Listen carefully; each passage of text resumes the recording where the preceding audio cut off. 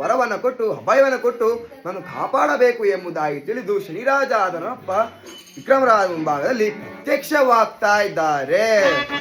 ಬಾಪುರೇ ವಿಕ್ರಮ ಈ ಬರೇ ಬಲವಿದೆ,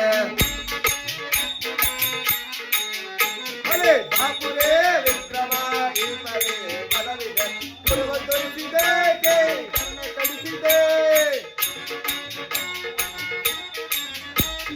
ಪುರವ ತೋರಿಸಿದೆ ಕನ್ನ ಕಡಿಸಿದೆ, ಚಿಂತೆಯ ಬಿಡು ಆಹಾ ಚಿಂತೆಯ ಬಿಡು, ಚಿಂತೆಯ ಬಿಡು ಸಂತಸಕ್ಕೆ ಬೇಡು ವರವ ಕೊಡುವೆನು.